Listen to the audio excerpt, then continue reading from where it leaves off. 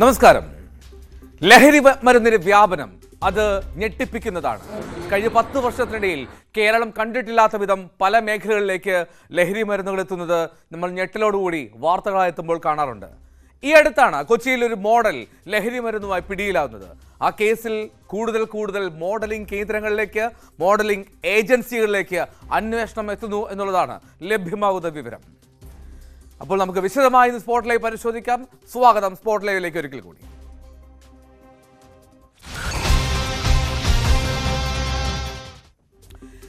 ലഹരി മരുന്നുമായി മോഡൽ കൊച്ചിയിൽ പിടിയിലായ കേസിൽ അന്വേഷണം മോഡലിംഗ് കമ്പനികളിലേക്കും. പിടിയിലായ മോഡൽ അൽക്കാബോണി മോഡലിംഗ് കമ്പനികൾക്കായി ലഹരി മരുന്ന് എത്തിച്ചിരുന്ന ഏജന്റ് ആണ് എന്നാണ് ലഭ്യമാകുന്ന വിവരം. ഫാഷൻ ഷോകൾക്ക് മുൻപായി മോഡലുകൾക്ക് ലഹരി മരുന്ന് നൽകിയിരുന്നുവെന്ന് സൂചനയുണ്ട്. മോഡലിംഗ് കമ്പനികളുടെ മാനേജർമാരെയും പോലീസ് ചോദ്യം ചെയ്യും.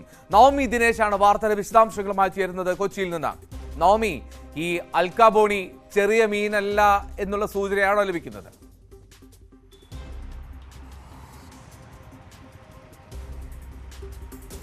എൽദോ, വളരെ ഞെട്ടിക്കുന്ന വിവരങ്ങളാണ് ഓരോ ദിവസവും ഈ അൽക്കാബോണിയെ ചോദ്യം ചെയ്യുന്നതിലൂടെ പോലീസിൽ നിന്നും വ്യക്തമാകുന്നത്. മോഡലിംഗിന്റെ മറവിൽ വലിയ രീതിയിലുള്ള ലഹരി ഇടപാടുകളാണ് അൽക്കാബോണിയും സുഹൃത്തുക്കളും കൊച്ചി കേന്ദ്രീകരിച്ച് നടത്തുന്നത്. ഇപ്പോൾ തന്നെ മോഡലിംഗ് ചെയ്യുന്ന സുഹൃത്തുക്കളുമായി ഇവർക്ക് ഈ ലഹരി ഇടപാടുകൾ നടത്തുകയും അതുവഴി പണമുണ്ടാക്കുകയും ചെയ്യുന്നു. അതിനുവേണ്ടി തൻ്റെ സുഹൃത്തുക്കളെ വരെ അൽക്ക ഉപയോഗിക്കുന്നുവെന്നും പോലീസിന് വിവരം ലഭിച്ചിട്ടുണ്ട്.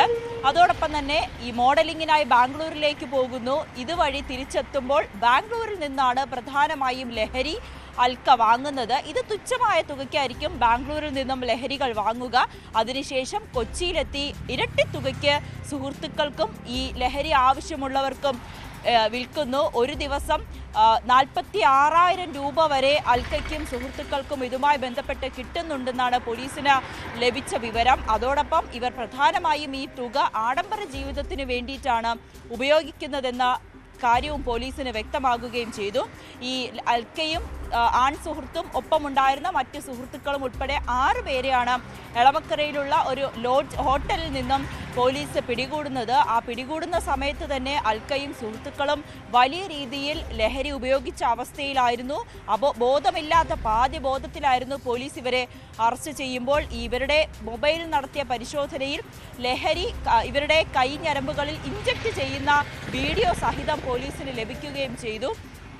അതോടൊപ്പം തന്നെ പോലീസ് ഇന്ന് മാധ്യമങ്ങളോടായി പറഞ്ഞത്, അതായത് ഈ മോഡലുകളെ കേന്ദ്രീകരിച്ചുള്ള ഒരു അന്വേഷണത്തിലേക്കാണ് പോലീസ് നീങ്ങുന്നത്. സെലിബ്രിറ്റികളായ കൊച്ചിയിലെ മോഡലുകളെ കേന്ദ്രീകരിച്ചുള്ള അന്വേഷണത്തിലേക്ക് നീങ്ങുന്നുണ്ട്. പക്ഷേ ഇത് ആരൊക്കെയാണെന്ന് പോലീസ് വിവരം പുറത്തുവിട്ടിട്ടില്ല. ഈ മോഡലുകളെ കേന്ദ്രീകരിച്ചുള്ള അന്വേഷണം, ഒപ്പം തന്നെ ഈ മോഡലിംഗ് ഏജൻസികൾ, സ്ഥാപനങ്ങളെ കേന്ദ്രീകരിച്ചുള്ള ഒരു അന്വേഷണം.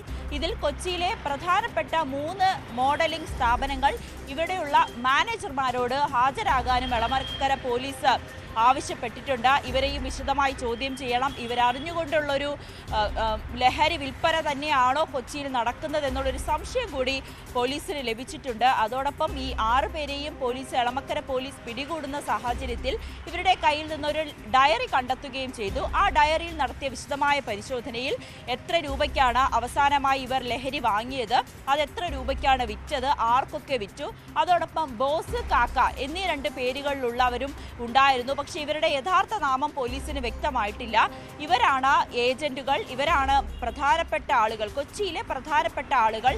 ഇവർക്കും ഈ കിട്ടുന്ന തുകയുടെ ഒരു പങ്ക് കൈമാറുമെന്നും പോലീസിന് കണ്ടെത്താൻ സാധിച്ചിട്ടുണ്ട്. ഈ ബോസ്, കാക്ക ഇവർ 2 പേരും ആരാണെന്നുള്ളൊരു അന്വേഷണത്തിൽ കൂടി പോലീസ് കടക്കുന്നുണ്ട്. എന്തായാലും മോഡലിംഗിന് തൊട്ട് മുൻപ് ഈ ഫാഷൻ ഷോയിൽ റാമ്പുകളിലേക്ക് യുവതികൾ ഇറങ്ങുന്നതിന് മുൻപ് അവർക്ക് ലഹരി നൽകുന്നു. ആ ലഹരി ഉപയോഗിച്ച ശേഷമാണ് ഇവർ മോഡലിംഗിലേക്ക് ഇറങ്ങുന്നതെന്നും പോലീസിന് വളരെ ഞെട്ടിക്കുന്ന ഒരു വിവരം പോലീസ് പുറത്തുവിടുകയും ചെയ്തിട്ടുണ്ട്. എന്തായാലും ബോഡിയെ കേന്ദ്രീകരിച്ച് വലിയ ഒരു റാക്കറ്റ് തന്നെ കൊച്ചി കേന്ദ്രീകരിച്ച് നടക്കുന്നുണ്ട്. അതും മോഡലിംഗിന്റെ മറവിൽ സുഹൃത്തുക്കൾക്ക്, തന്റെ പെൺ സുഹൃത്തുക്കളെ ലഹരി നൽകുകയും അതോടൊപ്പം അവരെ ലഹരി വിൽക്കാൻ പ്രേരിപ്പിക്കുകയും ചെയ്യുന്ന ഒരു തരത്തിലേക്കാണ് അൽക്ക ബോണി ഇവിടെ അവരുടെ കച്ചവടം, ലഹരി കച്ചവടം നടത്തിക്കൊണ്ടിരിക്കുന്നത്.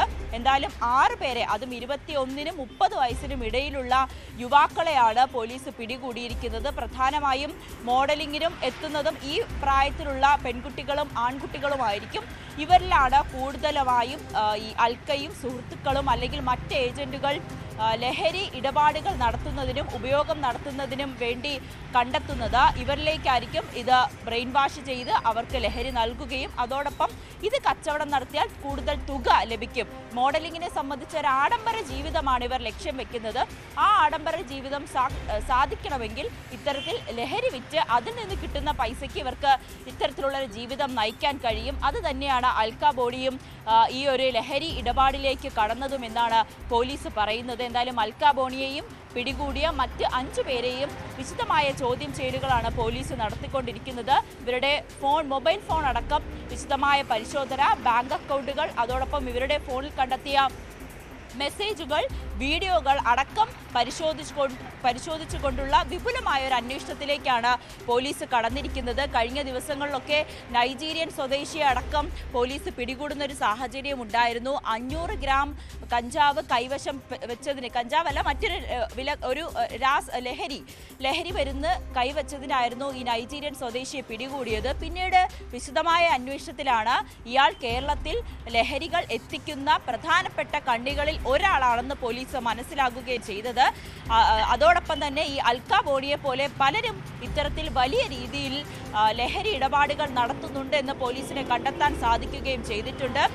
മോഡലിംഗിന്റെ മറവിലാണ് അൽക്ക പ്രധാനമായും സുഹൃത്തുക്കൾക്കും ഈ മോഡലിംഗ് രംഗത്തുള്ള മറ്റുള്ളവർക്കും ലഹരി എത്തിച്ചു കൊടുക്കുക. ബാംഗ്ലൂരിൽ നിന്നുമാണ് ഇത് ലഹരി കൊണ്ടുവരിക. മോഡലിംഗിന് വേണ്ടി ബാംഗ്ലൂരിലേക്ക് പോകുന്നു, അവിടെ നിന്നും ചെറിയ തുകയ്ക്ക് ലഹരി വാങ്ങുന്നു, അതിനുശേഷം കേരളത്തിൽ എത്തിച്ച്, പ്രത്യേകിച്ചും കൊച്ചിയിലെത്തിച്ച് യുവാക്കൾക്കും പെൺകുട്ടികൾക്കും നൽകുന്നു എന്നൊരു വെളിപ്പെടുത്തൽ കൂടി അൽക്കയുടെ ഭാഗത്തു നിന്നുണ്ടായി. ഇത് തന്നെയാണ് ഈ ഒരു രീതിയിലേക്കുള്ള ഒരു അന്വേഷണം കൂടിയാണ് പോലീസ് കടന്നിരിക്കുന്നത്. എൽദോ നവമി, ഇതിൽ ഈ മുഴുവൻ മോഡലിംഗ് രംഗത്തുള്ള ആളുകളെയും അടച്ചാക്ഷേപിക്കാൻ കഴിയില്ല. വളരെ നന്നായി മോഡലിംഗ് എന്ന പ്രൊഫഷനെ കൊണ്ടു നടക്കുന്നവരുണ്ട്, വളരെ ആത്മാർത്ഥമായി ചെയ്യുന്നവരുണ്ട്. പക്ഷെ അതിനുമപ്പുറം ഈ മോഡലിംഗ് സ്റ്റേജുകൾക്ക്, ഈവൻറ്റുകൾക്ക് മുൻപ് ഇത്തരത്തിൽ ലഹരി നൽകുക മോഡൽസിന്, അങ്ങനെയൊക്കെയുള്ള വിവരങ്ങൾ പോലീസിന് ലഭ്യമാവുന്ന ഒരു സാഹചര്യത്തിൽ പോലീസ് ആരെങ്കിലും കൃത്യമായി അല്ലെങ്കിൽ ഒരു കൃത്യമായിട്ടുള്ള ഒരു വല വിരിക്കുന്നുണ്ട് എന്ന് വേണം മനസ്സിലാക്കാൻ. മാത്രമല്ല ഈ അൽക്ക ബോണി ഇവർ എത്ര നാളായി ഈ മോഡലിംഗ് രംഗത്ത് സജീവം, അത്രമാത്രം ഒരു സജീവമായി മോഡലിംഗ് രംഗത്തുള്ള ആളാണോ ഈ അൽക്ക ബോണി?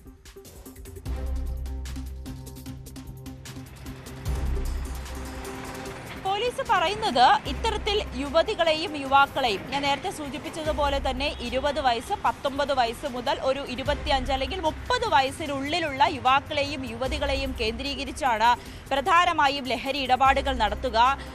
ഈ മോഡലിംഗ് രംഗത്തിലേക്ക് കടക്കുമ്പോൾ എന്തോ സൂചിപ്പിച്ചതുപോലെ തന്നെ എല്ലാവരെയും നമുക്കിതിൽ ലഹരി ഉപയോഗിക്കുന്നു എന്ന് പറയാൻ കഴിയില്ല. പക്ഷേ ഒരു വിഭാഗം ആളുകളിൽ, അതും ആഡംബര ജീവിതം ആഗ്രഹിക്കുന്നവർക്ക് വേണ്ടി ലഹരി നൽകുകയും പിന്നീട് ഈ ഇത്തരത്തിൽ ലഹരി കൈമാറ്റം ചെയ്യുക അല്ലെങ്കിൽ വിൽപ്പന നടത്തുന്നതിലൂടെ നിങ്ങൾക്കും കൂടുതൽ പണം സമ്പാദിക്കാമെന്ന് അവരിലേക്ക് ബോധ്യപ്പെടുത്തുകയും ആ ഒരു രീതിയിലേക്ക് തുടക്കത്തിൽ ചെറിയ രീതിയിൽ ലഹരി ഇടപാടുകൾ നടത്തുന്നു, സുഹൃത്തുക്കളിലേക്കൊക്കെ നൽകുന്നു. പിന്നീട് ഇത് വലിയ രീതിയിലേക്ക് ലഹരി ഇടപാടുകൾ നടത്തുന്ന അല്ലെങ്കിൽ വിൽക്കുന്ന ഒരു രീതിയിലേക്ക് ഈ യുവാക്കളും യുവതികളും കടക്കുന്നു. ഇതിലൂടെ ഇവർക്ക് പൈസ ലഭിക്കുന്നു. ഒരു ദിവസം 46,000 രൂപ വരെ അൽക്കയ്ക്കും സുഹൃത്തുക്കൾക്കും ലഭിച്ചു എന്നാണ് പോലീസ് പറയുന്നത്.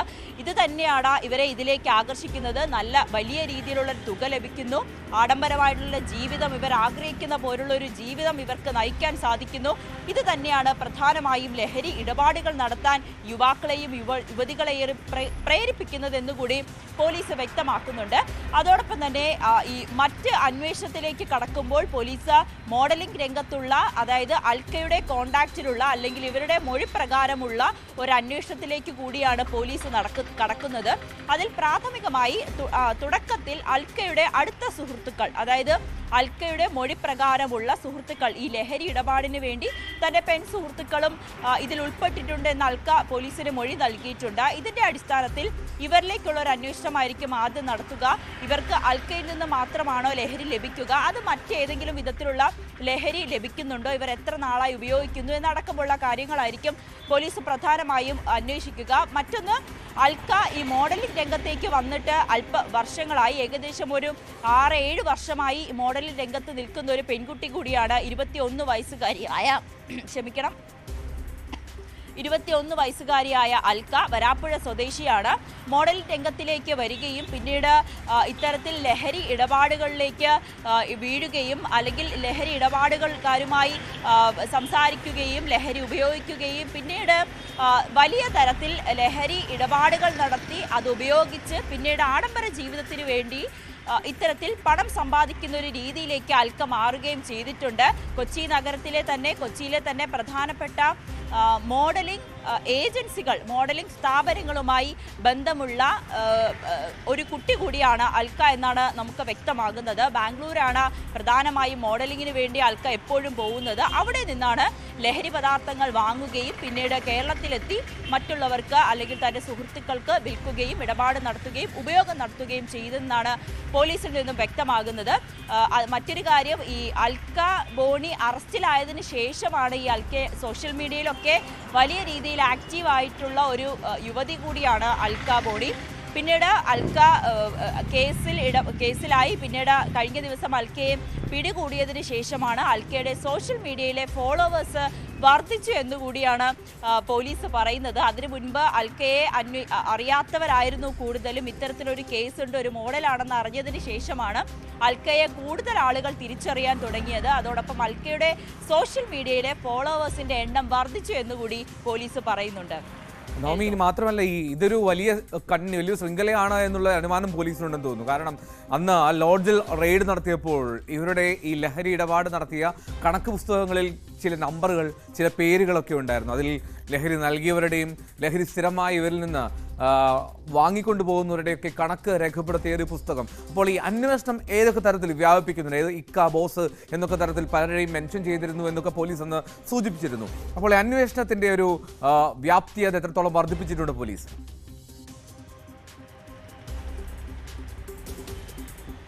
എൽദോ, ഇക്ക, ബോസ ഇവരെ രണ്ടുപേരുമാണ് പ്രധാനപ്പെട്ട കണ്ണികൾ. ഈ ലഹരി ഇടപാടുകൾ നടത്തുന്നതിൽ പ്രധാനപ്പെട്ട കണ്ണികൾ എന്നാണ് പോലീസിന്റെ കണ്ടെത്തൽ. ഇവർക്ക്, അതായത് ഈ അൽക്ക ബോണിയും സുഹൃത്തുക്കളും വിറ്റ് കിട്ടുന്ന ലഹരിയുടെ പൈസ ഇത് ഇതിന്റെ ഒരു പങ്ക് ഭൂരിഭാഗവും കൊടുക്കുന്നത് ഈ ബോസ്, ഇക്ക എന്ന് പറയുന്ന 2 പേർക്കാണ്. പക്ഷെ ഇവരാരാണെന്ന് പോലീസിന് ഇപ്പോഴും കണ്ടെത്താൻ കഴിഞ്ഞിട്ടില്ല. അത് വിശദമായ ചോദ്യം ചെയ്യൽ കൂടി മാത്രമേ പോലീസിന് അതിനെക്കുറിച്ച് കൂടുതൽ വ്യക്തത വരികയുള്ളൂ. പക്ഷേ കേരളത്തിൽ ലഹരി ഇടപാടുകൾ നടത്തുന്നതിൽ പ്രധാനപ്പെട്ട 2 കണ്ണികളാണ് ഇക്ക, ബോസ് എന്ന നാമത്തിൽ ആ കണക്ക് പുസ്തകത്തിൽ എഴുതിയിരിക്കുന്ന 2 പേരും. പക്ഷെ ഇവരുടെ യഥാർത്ഥ പേര്, എവിടെയാണ് സ്വദേശികൾ, ഇവർക്ക് എവിടെ നിന്നാണ് ലഹരി ഇടപാടുകൾ നടത്തുന്നത്, ഈ മോഡലിംഗ് രംഗത്തുള്ളവരാണോ അതോ മറ്റ് ഏതെങ്കിലും വിധത്തിൽ ജോലി ചെയ്യുന്നവരാണോ എന്നതാണ് ഇനി പോലീസിന് കണ്ടെത്താനുള്ളത്. അതോടൊപ്പം തന്നെ അൽക്കയുടെ പെൺസുഹൃത്തുക്കൾ, അവരെ കേന്ദ്രീകരിച്ചുള്ള ഒരു അന്വേഷണത്തിലേക്കും കടക്കുന്നുണ്ട്.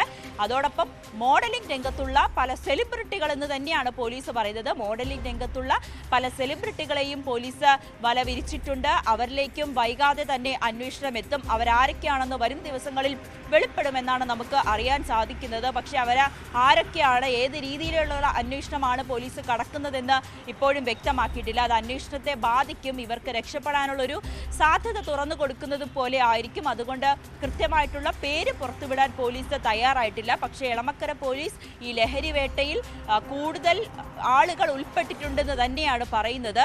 അതോടൊപ്പം അൽക്കയുടെ ഈ മോഡലിംഗ് രംഗത്തുള്ള പെൺസുഹൃത്തുക്കൾ, അവർക്ക് എത്ര രൂപയ്ക്കാണ് ഈ ലഹരി പദാർത്ഥങ്ങൾ നൽകിയിട്ടുള്ളത്, അവരാർക്കൊക്കെയാണ് വിൽക്കുന്നത് എന്നതടക്കമുള്ള കാര്യങ്ങളിലേക്കായിരിക്കും പോലീസ് അന്വേഷണം നടത്തുക. ഈ കണക്ക് പുസ്തകം, ഈ ഡയറിയിൽ ആർക്കൊക്കെയാണ് ലഹരി നൽകിയിരിക്കുന്നത്, എത്ര രൂപയ്ക്കാണ് വിറ്റത്, എത്ര രൂപയ്ക്കാണ് ഇവർ ലഹരി വാങ്ങിയത്, ആർക്കൊക്കെയാണെന്ന് നമ്പർ അടക്കമാണ് രേഖപ്പെടുത്തിയിരിക്കുന്നത്. ഇതും പോലീസിന്റെ പക്കലുണ്ട്. ഇവരിൽ ഓരോരുത്തരായും ഈ പുസ്തകത്തിൽ എഴുതിയിരിക്കുന്ന നമ്പറുകളും പേരുകളും കേന്ദ്രീകരിച്ചുള്ള അന്വേഷണത്തിലേക്കും പോലീസ് കടന്നു കഴിഞ്ഞു. റൈറ്റ്, നോമി ദിനേശാണ് വിവരങ്ങൾ പങ്കുവയ്ക്കുന്നത്. കൊച്ചിയിൽ നിന്ന് വലിയൊരു ശൃംഖല ഇതിന് പിന്നിലുണ്ട്. അത് ബംഗളൂരുവിൽ നിന്നാണ് മെത്താഫെറ്റമിൻ ഉൾപ്പെടെയുള്ള, കൊക്കൈൻ ഉൾപ്പെടെയുള്ള തീവ്രമായിട്ടുള്ള ലഹരി മരുന്നുകൾ കേരളത്തിലേക്ക് എത്തിക്കുന്നത്. അത് മോഡലിങ്ങിന് പോകുന്ന വഴിയിൽ അവിടെ നിന്ന് കൊണ്ടുവന്ന് ഇവിടെ എത്തിക്കുന്നു. ഇവിടെ സ്വന്തം ഉപയോഗം, അത് മാത്രമല്ല മറ്റുള്ളവർക്ക് വിൽപ്പനയും നടത്തുന്നു എന്നുള്ളതാണ് പോലീസ് ഇതിൽ നിന്നും കണ്ടെത്തിയത്. 5 യുവാക്കളും ഒപ്പം ഈ മോഡൽ എന്ന് പറയുന്ന അൽക്കാബോണി, ഇവരെയാണ് അന്ന് പോലീസ് ലോഡ്ജിൽ നിന്ന് അറസ്റ്റ് ചെയ്തത്. അവരിൽ നിന്ന് വലിയ വിവരങ്ങൾ ഇതിനെ സംബന്ധിച്ച് ലഭ്യമാകുന്നുണ്ട് എന്നുള്ളതാണ് സൂചന. കൂടുതൽ പേരിലേക്ക് ഈ മോഡൽ രംഗത്ത് ഇത് സജീവമാണ് എന്നുള്ള തരത്തിലേക്ക് കാര്യങ്ങൾ എത്തുന്നു. എന്താണെങ്കിലും അപ്പോഴും ഒരു കാര്യം വീണ്ടും ആവർത്തിക്കുന്നു, മോഡലിംഗിൽ വളരെ ശ്രദ്ധേയമായിട്ടുള്ള കാര്യങ്ങൾ നടത്തുന്ന അല്ലെങ്കിൽ വളരെ പ്രൊഫഷണലായ കാര്യങ്ങൾ കൈകാര്യം ചെയ്യുന്നവരുടെ നേർക്കല്ല വിരൽ ചൂണ്ടുന്നത്. പക്ഷേ അതിനുമപ്പുറം ഇത്തരം ലഹരിയുടെ ഉപയോഗം പല മോഡൽ രംഗത്തുമുണ്ട് എന്നുള്ള സാഹചര്യത്തിലേക്ക് കാര്യങ്ങൾ എത്തുന്നു എന്നുള്ളതാണ്. നവമിയാണ് കൊച്ചിയിൽ നിന്ന് വിവരങ്ങൾ പങ്കുവച്ചത്. ഇനി നമ്മൾ മറ്റൊരു വാർത്തയിലേക്ക് പോവുകയാണ്. തിരുവനന്തപുരത്തേക്കാണ്. തിരുവനന്തപുരം വിഴിഞ്ഞം മുല്ലൂർ ശാന്തകുമാരി വധക്കേസിൽ 3 പ്രതികൾക്കും കോടതി വധശിക്ഷ വിധിച്ചു. കോവളം സ്വദേശി റഫീഖ ബീബി, മകൻ ഷഫീഖ്, കൂടെ താമസിച്ചിരുന്ന പാലക്കാട് സ്വദേശി അൽ അമീൻ എന്നിവർക്കാണ് നെയ്യാറ്റിൻകര അഡീഷണൽ സെഷൻസ് കോടതി വധശിക്ഷ വിധിച്ചത്. കേസിലെ 3 പ്രതികളും കുറ്റക്കാരാണ് എന്ന് കോടതി കഴിഞ്ഞ ആഴ്ച കണ്ടെത്തിയിരുന്നു. വി വിനോദാണ് വാർത്തയുടെ വിശദാംശങ്ങളുമായി ചേരുന്നത്. വിനോദ്, ആദ്യം ഈ കോടതി വിധിയുടെ വിശദാംശങ്ങൾ.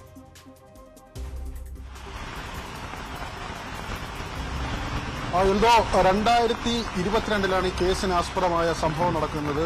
തിരുവനന്തപുരം വിഴിഞ്ഞം മുല്ലൂരിലായിരുന്നു കൊലപാതകം.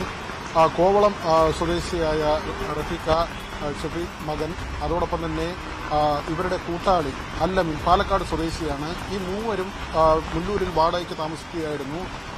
അതിന് തൊട്ടടുത്ത വീട്ടിലുണ്ടായിരുന്ന 73 വയസ്സുള്ള വൃദ്ധ. ഈ 73 വയസ്സുള്ള ആളെ ഇവർ വീട് ഒഴിയുന്ന ദിവസം, ഇവർ വാടകയ്ക്ക് എടുത്തിരുന്ന വീട് ഒഴിയുന്ന ദിവസം ആ വീട്ടിലേക്ക് വിളിച്ചു വരുത്തി. അതിനുശേഷം ഇവരെ ചുറ്റിക കൊണ്ട് തലക്കടിച്ച് കൊലപ്പെടുത്തുകയായിരുന്നു. ശാന്തകുമാരിയെ ചുറ്റിക കൊണ്ട് തലക്കടിച്ച് കൊലപ്പെടുത്തി. അതിനുശേഷം അവരുടെ സ്വർണം കവർന്നു.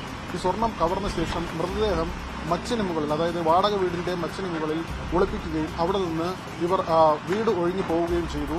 അന്ന് തന്നെ വീട്ടുകാരൻ, ഈ വീടിന്റെ ഉടമസ്ഥൻ, ആ വീട് പരിശോധിക്കുന്നതിന് വേണ്ടി എത്തി. അദ്ദേഹം പരിശോധിക്കുമ്പോഴാണ് മച്ചിന് മുകളിൽ ഇങ്ങനെ മൃതദേഹം ഒളിപ്പിച്ചിരിക്കുന്നത് കണ്ടത്. പിന്നീട് പോലീസിന് വിവരം അറിയിച്ചു. പോലീസ് ഫയർഫോഴ്സിനെ അറിയിച്ചു. ഫയർഫോഴ്സ് ഉദ്യോഗസ്ഥർ എത്തിയാണ് ഈ മച്ച് പൊളിച്ച് മൃതദേഹം പുറത്തെടുക്കുന്നത്. അത് ഞെരുക്കി കയറ്റിയ നിലയിലായിരുന്നു ആ മൃതദേഹം ഉണ്ടായിരുന്നത്. അന്ന് രാത്രി തന്നെ ഈ പ്രതികളെ പിടികൂടുന്നതിന് പോലീസിന് സാധിച്ചു. ഇവർ തിരുവനന്തപുരത്ത് നിന്ന് പാലക്കാടേക്ക് രക്ഷപ്പെടാനുള്ള ഒരു ശ്രമമാണ് നടത്തിയത്. ഈ 3 ടൗണിലേക്ക് എത്തുകയും അവിടെ ഒരു സ്വർണം പണയം വയ്ക്കുന്ന സ്ഥാപനത്തിൽ ഈ സ്വർണത്തിന്റെ ഒരു ഭാഗം പണയം വയ്ക്കുകയും കുറേ നേരത്തേക്ക് ടൗണിൽ തന്നെ ഒരു ഹോട്ടലിൽ AC മുറിയെടുത്ത് താമസിക്കുകയും ചെയ്തു. രാത്രിയോടുകൂടി ഇവർ പാലക്കാടേക്ക് ബസ്സിൽ പുറപ്പെട്ടു. ഇവർ കഴക്കൂട്ടം കഴിയുമ്പോഴാണ് ബസ്സിൽ നിന്ന് അന്വേഷണ സംഘം ഇവരെ പിടികൂടുന്നത്. CCTV ദൃശ്യങ്ങളാണ് പ്രധാനമായും ഈ കേസിന് തുമ്പുണ്ടാകുന്നതിന് അടിസ്ഥാനമായത്. ഇവരുടെ നീക്കങ്ങൾ CCTV ദൃശ്യങ്ങളിലൂടെ പോലീസ് മനസ്സിലാക്കുകയും ഇവർ ടൗണിലെത്തിയതും ഈ സ്വർണം പണയം വയ്ക്കാൻ പോയതും തുടങ്ങി ദൃശ്യങ്ങൾ വളരെ പെട്ടെന്ന് തന്നെ പോലീസ് ശേഖരിക്കുകയും ഇവരുടെ നീക്കങ്ങൾ മനസ്സിലാക്കുകയും ബസ്സിൽ നിന്ന് പിടികൂടുകയും ചെയ്തു. ഇവർക്കെതിരെ അന്ന് കുറ്റപത്രത്തിൽ ചുമത്തിയത് കൊലപാതകം, ഗൂഢാലോചന, കവർച്ച തുടങ്ങിയ കുറ്റകൃത്യങ്ങളാണ്. ഈ കുറ്റകൃത്യങ്ങളാണ് സംശയാതീതമായി തെളിയിക്കാൻ പ്രോസിക്യൂഷന് കഴിഞ്ഞത്. കോടതി ഒരാഴ്ച മുൻപ് തന്നെ ഇവർ കുറ്റക്കാരാണെന്ന് വിധിച്ചിരുന്നു. ഇവർക്കുള്ള ശിക്ഷാവിധിയാണ് ഇന്ന് വന്നത്. അപൂർവങ്ങളിൽ അപൂർവമായ കേസ് എന്നാണ് കോടതി ഇതിനെ നിരീക്ഷിച്ചത്. ഏറ്റവും ഹീനമായ ഒരു കൃത്യമാണ് നടന്നത്. ആ വൃദ്ധ മാത്രം ഒറ്റയ്ക്ക് ഒരു വീട്ടിൽ താമസിക്കുകയായിരുന്നു. ഭർത്താവ് മരിച്ചുപോയി. മകനും മകളും ദൂരസ്ഥലങ്ങളിലാണ് കഴിയുന്നത്. ഇവർ ഒറ്റയ്ക്ക് താമസിക്കുന്നുവെന്ന് മനസ്സിലാക്കിക്കൊണ്ട് തന്നെ അവരോട് സൗഹൃദം സ്ഥാപിച്ച് അവരെ ഈ വാടക വീട്ടിലേക്ക് വിളിച്ചു വരുത്തി ചുറ്റിക കൊണ്ട് തലക്കടിച്ച് കൊലപ്പെടുത്തുകയായിരുന്നു. ഇത് ഹീനമായ കൃത്യമാണ്. ഏറ്റവും മൃഗീയമായ ഒരു കൃത്യമാണ് പ്രതികൾ നടത്തിയത്. പ്രതികളുടെ പൂർവ്വചരിത്രവും കോടതി പരിശോധിച്ചു. അതായത് ശാന്തകുമാരി കൊലക്കേസുമായി ബന്ധപ്പെട്ട് പോലീസ് അന്വേഷണം നടത്തുമ്പോൾ മറ്റൊരു കൊലപാതകത്തിന്റെ ചുരുൾ കൂടി അഴിഞ്ഞു. അതായത് 2020 ഒരു 14 വയസ്സുകാരിയെ, വിഴിഞ്ഞം പ്രദേശത്ത് തന്നെയുള്ള 14 വയസ്സുകാരിയെ ഇതേ രീതിയിൽ ചുറ്റിക കൊണ്ട് അടിച്ചു കൊലപ്പെടുത്തിയത് ഇവരാണെന്ന് ഇപ്പോഴത്തെ 2ാമത്തെ കേസിലെ ചോദ്യം ചെയ്യലിൽ ഇവർ സമ്മതിച്ചു. ആ കേസിന് തുമ്പില്ലാതെ പോയ കേസാണ്. ആ കൊലപാതകം എങ്ങനെ നടന്നു എന്നതിനെക്കുറിച്ച് വ്യക്തത ഉണ്ടായിരുന്നില്ല. അന്ന് പോസ്റ്റ്മോർട്ടം റിപ്പോർട്ട് പുറത്തു വന്നപ്പോൾ 14 വയസ്സുള്ള പെൺകുട്ടി ലൈംഗികമായി പീഡിപ്പിക്കപ്പെട്ടിരുന്നു എന്നത് വ്യക്തമായിരുന്നു. എന്നാൽ ആര് പീഡിപ്പിച്ചെന്നോ ആരാണ് കൊലപ്പെടുത്തിയതെന്നോ വ്യക്തമായിരുന്നില്ല. പക്ഷേ ഈ ശാന്തകുമാരി കേസുമായി ബന്ധപ്പെട്ടുള്ള ചോദ്യം ചെയ്യൽ നടക്കുന്നതിനിടയിലാണ് പ്രതികൾ പഴയ കൊലപാതകത്തിന്റെ കഥ പറഞ്ഞത്. അവർ 3 പേരും ഉൾപ്പെട്ട് തന്നെയാണ് കൊലപാതകം നടത്തിയത്. മാത്രവുമല്ല, ഇവർ നേരത്തെ തന്നെ പോക്സോ കേസുകളിൽ ഉൾപ്പെടെ ഈ 3 പേരും ഉൾപ്പെട്ടിട്ടുള്ള ആളുകളാണ്. ഇവർക്കെതിരെ കവർച്ച, അതുപോലെ തന്നെ ഈ പ്രായപൂർത്തിയാകാത്ത കുഞ്ഞുങ്ങളെ പീഡിപ്പിച്ചതടക്കമുള്ള കേസുകൾ ഈ 3 നേരത്തെ തന്നെ രജിസ്റ്റർ ചെയ്തിട്ടുണ്ട്. ഇവരുടെ ഒരു പൂർവ്വചരിത്രം കൂടി മനസ്സിലാക്കിക്കൊണ്ടാണ് കോടതി ഇപ്പോൾ ഇവർക്ക് 3 പേർക്കും തൂക്കുകയർ വിധിച്ചിരിക്കുന്നത്. ഈ സമീപകാലത്തെ കേസുകളുടെ ഒരു ചരിത്രം പരിശോധിക്കുമ്പോൾ എല്ലാ പ്രതികൾക്കും തൂക്കുകയർ കിട്ടുന്നു. അത് സെഷൻസ് കോടതിയിൽ നിന്ന്, നെയ്യാറ്റിൻകര അഡീഷണൽ സെഷൻസ് കോടതിയുടെ വിധിയാണ്. ആ വിധിയിലാണ് ഇപ്പോൾ 3 പേർക്കും വധശിക്ഷ നൽകിക്കൊണ്ടുള്ള കോടതിയുടെ ഉത്തരവ് ഉണ്ടായിരിക്കുന്നത്. എൽദോ, ഇവരുടെ ഒരു ക്രിമിനൽ പശ്ചാത്തലം, ബാക്ക്ഗ്രൗണ്ട് അത് മോശമാണ് എന്നുള്ള തിരിച്ചറിവ് കൂടി കേസിൽ നിർണായകമായെന്ന് തോന്നുന്നു. ഈ 14 വയസ്സുകാരുടെ മരണം അത് തെളിയിക്കപ്പെടാതെ കിടക്കുകയായിരുന്നു കോവളം പോലീസിന്റെ അന്വേഷണത്തിൽ. ആ കേസിന്റെ കൂടി വിവരം കൂടിയാണ് ചുരുളഴിഞ്ഞത് ഇവരെ ചോദ്യം ചെയ്തത് വഴി.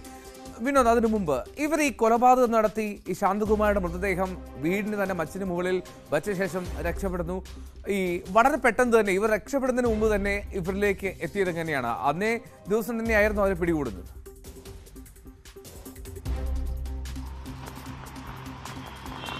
എന്തോ ഒരുപക്ഷെ ആ വീട്ടുടമ അന്ന് തന്നെ വീട് പരിശോധിക്കാൻ എത്തിയതാണ് ഈ കേസിൽ വഴിത്തിരിവായത്. അല്ലെങ്കിൽ ഒരുപക്ഷെ ഈ പ്രതികൾ രക്ഷപ്പെട്ടു പോകുന്ന, അല്ലെങ്കിൽ പോലീസിന് കൂടുതൽ പ്രയാസമാകുമായിരുന്നു ഇവരെ പിടികൂടുന്നത്.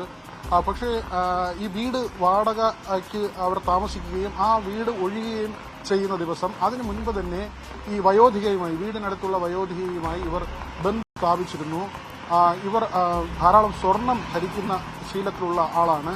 ഇത് മനസ്സിലാക്കി തന്നെയാണ് ഇവർ സൗഹൃദം സ്ഥാപിച്ചത്. മാത്രമല്ല, റഫീഖ പിന്നീട് ഈ വീട് ഒഴിയുന്നതിന്റെ ഭാഗമായി ഇവരെ വീട്ടിലേക്ക് ക്ഷണിക്കുകയായിരുന്നു.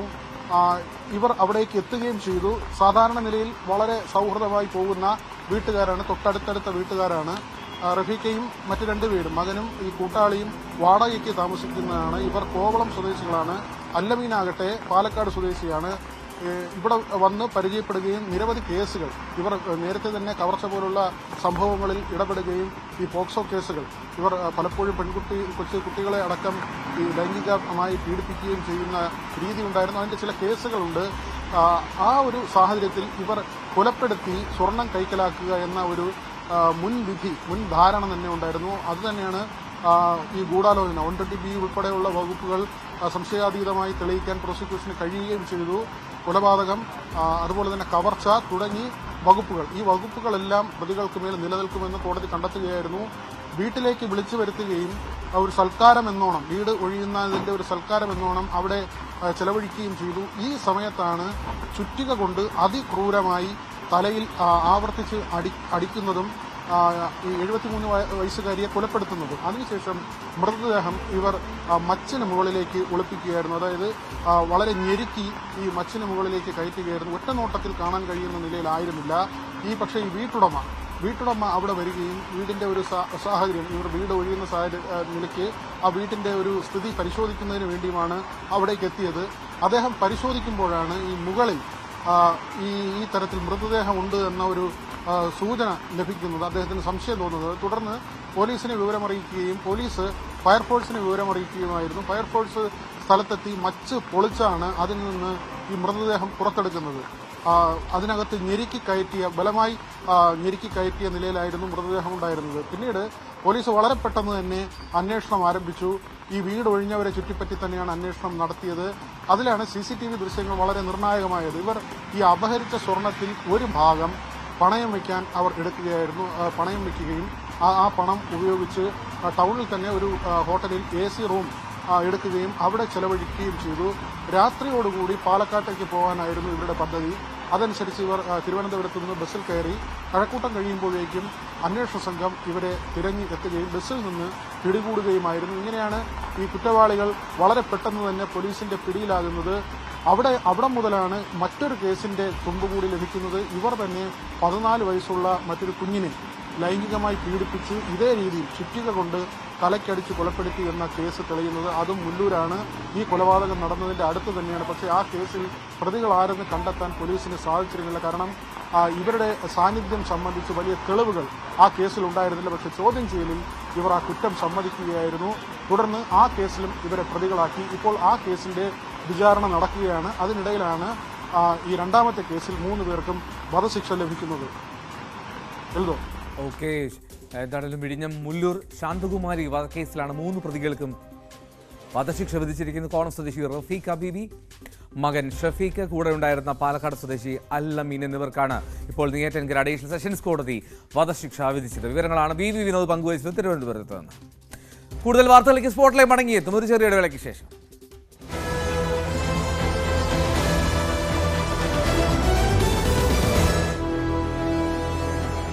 കളർ എങ്ങനെയുണ്ട്?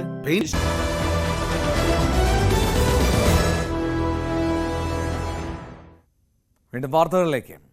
ലൈംഗിക അതിക്രമ കേസിൽ എൽദോസ് കുന്നുപിള്ളിൽ MLA-ക്കെതിരെ കുറ്റപത്രം. നെയ്യാറ്റിൻകര കോടതിയിലാണ് കുറ്റപത്രം സമർപ്പിച്ചത്. യുവതിയെ MLA 1-ലേറെ തവണ ബലാത്സംഗം ചെയ്തുവെന്ന് കുറ്റപത്രത്തിൽ പറയുന്നു. എൽദോസിന് കൂടാതെ 2 സുഹൃത്തുക്കളും പ്രതികളാണ്.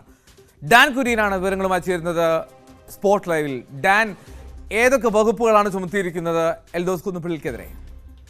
എൽദോ, ഈ സംഭവം ഒരുപാട് വിവാദമായ ഒരു കേസാണിത്. ആ കേസിലാണ് നെയ്യാറ്റിൻകര കോടതിയിൽ തിരുവനന്തപുരം ജില്ലാ ക്രൈംബ്രാഞ്ച് കുറ്റപത്രം സമർപ്പിച്ചിരിക്കുന്നത്. അതിൽ പ്രധാനമായും ബലാത്സംഗ കുറ്റവും അതോടൊപ്പം തന്നെ വധശ്രമവും, ഈ 2 വകുപ്പുകളാണ് പ്രധാനമായും എൽദോസ് കുന്നുപിള്ളിൽ MLA-ക്കെതിരെ കുറ്റപത്രത്തിൽ പരാമർശിക്കുന്നത്. അതായത് 2022 ജൂലൈ മാസം 4-ാം തീയതി ആദ്യമായി ഈ 5 വർഷം പരിചയമുണ്ടായിരുന്ന യുവതി ആദ്യമായി ഇയാൾ ബലാത്സംഗം ചെയ്യാൻ ശ്രമിക്കുന്നു എന്നാണ് ഇതിൽ പറയുന്നത്. അതോടൊപ്പം എൽദോസ് കുന്നുപിള്ളിയുടെ തൃക്കാക്കരയിലെയും കുന്നത്തനാടെയും വീടുകളിൽ വെച്ചും സമാനമായ തരത്തിൽ ബലാത്സംഗം നടന്നുവെന്നും ഈ കുറ്റപത്രത്തിൽ പരാമർശിക്കുന്നുണ്ട്. അതോടൊപ്പം എൽദോസിൻ്റെ 2 സുഹൃത്തുക്കൾക്കെതിരെയും അവരെ കൂടി പ്രതി ചേർത്തുകൊണ്ടാണ് പോലീസ് കുറ്റപത്രം സമർപ്പിച്ചിരിക്കുന്നത്. സ്വാഭാവികമായി ഇത് നിയമക്കുരുക്കായി തന്നെ, അതായത് എൽദോസ് കുന്നുപിള്ളിയുടെ രാഷ്ട്രീയ ഭാവിയെ തന്നെ അനിശ്ചിതത്വത്തിലാക്കുന്ന തരത്തിലുള്ള ഒരു നടപടിയായി പോലീസ് അല്ലെങ്കിൽ ക്രൈംബ്രാഞ്ചിൻ്റെ അന്വേഷണവുമായി ബന്ധപ്പെട്ട് ഇപ്പോൾ സമർപ്പിച്ചിരിക്കുന്ന ഈ കുറ്റപത്രത്തിലെ പരാമർശങ്ങൾ മാറുമെന്ന കാര്യത്തിൽ സംശയം വേണ്ട. അത്തരത്തിലേക്ക് തന്നെയാണ് കാര്യങ്ങൾ നീങ്ങുന്നത്. സ്വാഭാവികമായി കോവളത്ത് വെച്ച് ഈ യുവതിയെ തള്ളിയിട്ട് കൊലപ്പെടുത്താൻ ശ്രമിച്ചു എന്നതടക്കമുള്ള കാര്യങ്ങൾ ചൂണ്ടിക്കാണിച്ചുകൊണ്ടാണ് വധശ്രമത്തിനു കൂടി ഈ കേസ് ചുമത്തിയിരിക്കുന്നത്. കുറ്റപത്രത്തിൽ അക്കാര്യവും വ്യക്തമായി തന്നെ പരാമർശിക്കുന്നുണ്ട്. സ്വാഭാവികമായി ഫോൺ കോൾ റെക്കോർഡുകളടക്കം വിശദമായി പരിശോധിച്ചുകൊണ്ട് ലഭിച്ച തെളിവുകളുടെ അടിസ്ഥാനത്തിലാണ് എൽദോസ് കുന്നുപിള്ളിൽ കുറ്റക്കാരനാണ് എന്ന നിഗമനത്തിലേക്ക് ക്രൈംബ്രാഞ്ച് സംഘം എത്തിയത്. തുടർന്നാണ് ഇപ്പോൾ നെയ്യാറ്റിൻകര കോടതിയിൽ കുറ്റപത്രം സമർപ്പിച്ചിരിക്കുന്നത്. ഡാൻ, ഇതിൽ എൽദോസ് കുന്നുപിള്ളിന്റെ പ്രതികരണങ്ങൾ എന്തെങ്കിലും ലഭ്യമാവുന്നുണ്ടോ? എന്താണ് അദ്ദേഹത്തിന്റെ ഒരു വാദം? എന്താണ് ഇക്കാര്യത്തിലൊരു പ്രതികരണമായി ലഭിക്കുന്നത്? അത്തരത്തിലുള്ള ഒരു പരസ്യ പ്രതികരണങ്ങൾക്ക്, മാധ്യമങ്ങൾക്ക് മുമ്പിൽ ഒരു പരസ്യ പ്രതികരണങ്ങൾക്കും എൽദോസ് തയ്യാറായിട്ടില്ല. ഈ ഫോണിൽ ബന്ധപ്പെടുമ്പോഴൊക്കെ ലഭ്യമാകുന്ന മറുപടികൾ എന്ന് പറയുന്നത് അത് സ്വാഭാവികമായ ഒരു നടപടി, പോലീസിൻ്റെ അല്ലെങ്കിൽ ക്രൈംബ്രാഞ്ച് അന്വേഷണത്തിൻ്റെ ഭാഗമായുള്ള സ്വാഭാവികമായ മറുപടി മാത്രമാണ് ഉണ്ടായിരിക്കുന്നത്. അതിനപ്പുറത്തേക്കെതിരെ വലിയ തരത്തിൽ ഗൗനിക്കേണ്ടതില്ല എന്നൊരു നിലപാടിലാണ് എൽദോസ് എന്നാണ് മനസ്സിലാക്കാൻ കഴിയുന്നത്. അതോടൊപ്പം നേരത്തെ ഈ സംഭവം വിവാദമായപ്പോൾ എൽദോസ് പ്രതിനിധീകരിച്ചിരുന്ന കോൺഗ്രസ് പാർട്ടി അടക്കം, അതായത് ഇതൊരു രാഷ്ട്രീയ ആരോപണമാണ്, ഈ യുവതിയെ മുന്നിൽ നിർത്തിക്കൊണ്ട് രാഷ്ട്രീയ ആരോപണമാണ് എൽദോസിനെതിരെ നടക്കുന്നത് എന്ന തരത്തിലുള്ള പ്രതിരോധം തീർക്കാനുള്ള ശ്രമമായിരുന്നു ഉണ്ടായിരുന്നത്. സ്വാഭാവികമായി പാർട്ടി നേതൃത്വം ഏത് തരത്തിലായിരിക്കും ഈ വിഷയത്തെ ഇനി നോക്കിക്കാണുക, ഏതെങ്കിലും തരത്തിലുള്ള നടപടി എൽദോസിനെതിരെ ഉണ്ടാകുമോ എന്ന കാര്യങ്ങളൊക്കെ നേരത്തെ ചർച്ചയായതാണ്. ഈ കുറ്റപത്രത്തിൽ ഗുരുതരമായി വകുപ്പുകൾ കൂടി ചുമത്തപ്പെട്ടിരിക്കുന്ന ഈ പശ്ചാത്തലത്തിൽ സ്വാഭാവികമായി അത്തരം ഏതെങ്കിലും തരത്തിലുള്ള നടപടികൾ ഉണ്ടാകുമോ എന്ന കാര്യം തന്നെയായിരിക്കും ഇനി രാഷ്ട്രീയ കേന്ദ്രങ്ങളിൽ സജീവമാകുക. ഡാൻ, ഇതിൽ ഈ കോവളത്ത് വെച്ച് തള്ളിയിട്ട് കൊല്ലാൻ ശ്രമിച്ചു എന്നുള്ളതാണ് ഒരു പ്രധാനപ്പെട്ട പരാമർശം. മാത്രമല്ല തൃക്കാക്കര, അടിമലത്തുറ, കുന്നത്തുനാട് ഈ 3 ഇടങ്ങളിൽ വെച്ച് ബലാത്സംഗം നടത്തി എന്നുള്ളതാണ് കുറ്റപത്രത്തിലുള്ള. അപ്പോൾ ഇത്തരത്തിൽ അത് വളരെ രൂക്ഷമായ തരത്തിൽ കുറ്റപത്രം പോകുമ്പോൾ അത് കൂടുതൽ തലവേദനയിലേക്ക് എത്തിക്കില്ലേ MLA? സ്വാഭാവികമായി ഈ വിവാദം ഉണ്ടായ പശ്ചാത്തലത്തിൽ യുവതി നൽകിയ പരാതിയുടെ അടിസ്ഥാനത്തിൽ അന്ന് തന്നെ ഈ സ്ഥലങ്ങളിൽ MLA-യുമായി എത്തി പോലീസ് അന്വേഷണ സംഘം തെളിവെടുപ്പ് നടത്തിയിരുന്നു. അന്ന് കോവളത്ത് വെച്ച് ഈ തള്ളിയിടാൻ ശ്രമിച്ചു എന്ന് പറയുന്ന സ്ഥലത്തടക്കം, അതായത് ഒരു വ്യൂ പോയിന്റിലടക്കം എത്തിച്ച് കൃത്യമായ തെളിവെടുപ്പാണ് നടത്തിയത്. അന്ന് അത്തരമൊരു സംഭവം നടന്നിട്ടുണ്ട് എന്ന് സ്ഥിരീകരിക്കുന്ന തരത്തിലുള്ള തെളിവുകൾ തന്നെയാണ് പോലീസിന് ലഭിച്ചത്. സ്വാഭാവികമായി ഇവരെ മർദ്ദിക്കാൻ ശ്രമിച്ചുവെന്നും പിന്നീട് അവർ ചികിത്സ തേടാൻ ശ്രമിച്ചു എന്നതിൻ്റെ അടക്കമുള്ള വിവരങ്ങളും ജനറൽ ആശുപത്രിയിൽ അടക്കം പുറത്തുവരുന്ന സാഹചര്യമുണ്ടായിരുന്നു. ആ തെളിവുകളൊക്കെ തന്നെയാണ് അന്ന് എൽദോസിനെതിരായ കുരുക്ക് മുറുക്കുന്ന തരത്തിലേക്ക് കാര്യങ്ങൾ എത്തിച്ചത്. അതിന് പിന്നാലെയാണ് കൂടുതൽ അന്വേഷണം നടത്തി ജില്ലാ ക്രൈംബ്രാഞ്ച് ഇതുമായി ബന്ധപ്പെട്ട മറ്റ് തെളിവുകൾ ശേഖരിക്കുകയും ഈ ബലാത്സംഗം ഒന്നിലേറെ തവണ നടന്നിട്ടുണ്ട് എന്ന് സ്ഥിരീകരിക്കുകയും ചെയ്യുന്ന ഒരു സാഹചര്യത്തിലേക്ക് എത്തിയത്. അതിനുശേഷമാണ് ഇപ്പോൾ ഈ ഗുരുതരമായ ഈ വകുപ്പുകൾ ചുമത്തിക്കൊണ്ട് കോടതിയിൽ കുറ്റപത്രം സമർപ്പിച്ചിരിക്കുന്നു. ഈ എൽദോസിനൊപ്പം 2 സുഹൃത്തുക്കൾ കൂടി പേര് ചേർക്കപ്പെടുന്ന സാഹചര്യം, ഇവർ എത്തരത്തിലാണ് ഈ കേസിൽ ഇടപെട്ടത് എന്നാണ് ഈ ക്രൈംബ്രാഞ്ചിന്റെ കണ്ടെത്തൽ? അവർ എൽദോസിനെ ഇക്കാര്യത്തിൽ സഹായിച്ചു എന്ന സാഹചര്യമാണ്, അല്ലെങ്കിൽ അത്തരത്തിലൊരു ആരോപണമാണ് ആ 2 സുഹൃത്തുക്കൾക്കെതിരെ നിലനിൽക്കുന്നത്. ഈ കേസുണ്ടായ സമയം മുതൽ ഈ യുവതിയെ ഭീഷണിപ്പെടുത്താനുള്ള നീക്കം MLA ഭാഗത്തു നിന്ന് ഉണ്ടാകുന്നു എന്ന തരത്തിലുള്ള വാർത്തകളും ആദ്യഘട്ടം മുതൽ തന്നെ പുറത്തു വരുന്നുണ്ടായിരുന്നു. സ്വാഭാവികമായി ക്രൂരമായ മർദ്ദനത്തിന് എൽദോസ് കുന്നപ്പള്ളിൽ യുവതിയെ ഇരയാക്കിയെന്നും അതിനുശേഷം ചികിത്സ തേടി ഇവർ ആശുപത്രിയിലെത്തിയെന്നും ആ സമയത്തടക്കം ഇവരെ പിന്നാലെ എത്തി ഇത് മറ്റു തരത്തിൽ ഒരു വിവാദമാകാതിരിക്കുന്നതിന് വേണ്ടിയിട്ടുള്ള നീക്കങ്ങൾ ഈ സുഹൃത്തുക്കളുടെ സഹായത്തോടെ നടത്തി എന്ന തരത്തിലുള്ള ആക്ഷേപങ്ങളാണ് ആദ്യഘട്ടത്തിൽ ഉയർന്നിരുന്നത്. സ്വാഭാവികമായി അതുമായി ബന്ധപ്പെട്ട യുവതി നൽകിയ മൊഴികളുടെ അടിസ്ഥാനത്തിൽ തന്നെയാണ് എൽദോസിന്റെ 2 സുഹൃത്തുക്കളെ കൂടി ഈ കേസിൽ പ്രതി ചേർത്തിരിക്കുന്നത് എന്നാണ് ലഭ്യമാകുന്ന വിവരം. ഞാൻ ഒരു കാര്യം കൂടി, ഈ 2022-നാണല്ലോ ഇതാദ്യമായിട്ട് കേസിനാസ്പദമായ സംഭവം നടക്കുന്നത് എന്ന് യുവതി പരാതിപ്പെടുന്നത്. അപ്പോൾ എത്ര വർഷമായി ഇവർ തമ്മിൽ പരിചയമുണ്ട് എന്നുള്ളതാണ് ക്രൈംബ്രാഞ്ചിന്റെ ഒരു കണ്ടെത്തൽ. ക്രൈംബ്രാഞ്ച് രേഖപ്പെടുത്തുന്നത് എങ്ങനെയാണ്? 5 വർഷത്തെ സൗഹൃദം എൽദോസ് കുന്നപ്പള്ളിൽ MLAയും യുവതിയും തമ്മിൽ ഉണ്ടായിരുന്നുവെന്ന് നേരത്തെ തന്നെ സ്ഥിരീകരിക്കപ്പെട്ടതാണ്. ആ വിവരങ്ങളൊക്കെ അന്ന് പുറത്തു വന്നതുമാണ്. പിന്നീട് യുവതിയുടെ സമ്മതമില്ലാതെ യുവതിയുമായി അത്തരത്തിൽ അവരെ ബലാത്സംഗം ചെയ്യാനുള്ള ശ്രമം ഇവരുടെ ഭാഗത്തു നിന്ന് ഉണ്ടാകുന്നു. അല്ലെങ്കിൽ എൽദോസ് കുന്നപ്പള്ളിൽ MLA യുവതിയെ ക്രൂരമായി മർദ്ദിച്ചതിന് ശേഷം ഇങ്ങനെ പീഡിപ്പിക്കാൻ ശ്രമിച്ചു എന്ന തരത്തിലുള്ള വിവരങ്ങളാണ് അന്ന് പുറത്തു വന്നിരുന്നത്. അതുമായി ബന്ധപ്പെട്ട എൽദോസ് കുന്നപ്പള്ളിയുടെയും യുവതിയുടെയും ഫോൺ കോൾ രേഖകളടക്കം പോലീസ് വിശദമായി പരിശോധിച്ചിരുന്നു. സംഭവം നടന്ന സമയത്ത് യുവതി പറയുന്ന സ്ഥലത്ത് എൽദോസ് കുന്നപ്പള്ളിൽ എത്തിയിട്ടുണ്ട് എന്ന് തെളിയിക്കപ്പെടുന്ന രേഖകൾ പോലീസിന് ലഭ്യമായിരുന്നു. അതിന്റെ അടിസ്ഥാനത്തിലാണ് ഈ ഗുരുതരമായ വകുപ്പുകൾ കുറ്റപത്രത്തിൽ ചുമത്തപ്പെടുന്ന ഒരു സാഹചര്യം ഉണ്ടായിരിക്കുന്നത്.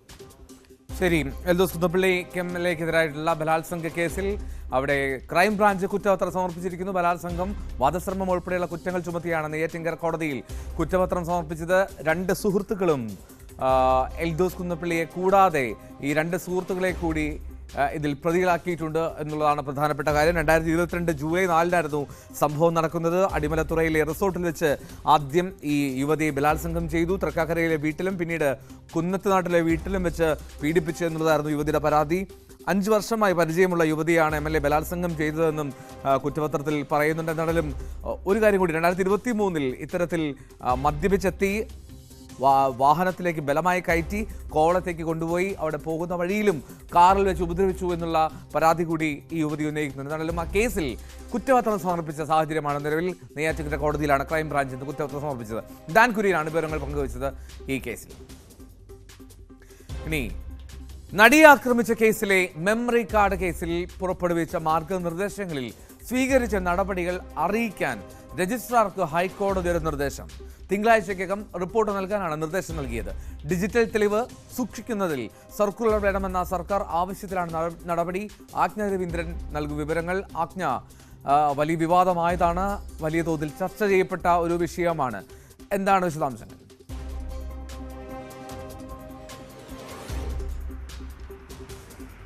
നടിയെ ആക്രമിച്ച കേസിലെ മെമ്മറി കാർഡ് അനധികൃതമായി 3 ഇടങ്ങളിൽ പരിശോധിച്ചു എന്നതുമായി ബന്ധപ്പെട്ടിട്ടാണ് ഇപ്പോൾ സർക്കാർ ഇങ്ങനെ ഒരു ഉപഹർജി കൊടുത്തിരിക്കുന്നത്. പ്രത്യേകിച്ചും ഡിജിറ്റൽ തെളിവുകൾ സൂക്ഷിക്കാൻ പ്രത്യേക സർക്കുലർ വേണം എന്നാണ് സർക്കാരിൻ്റെ ആവശ്യം.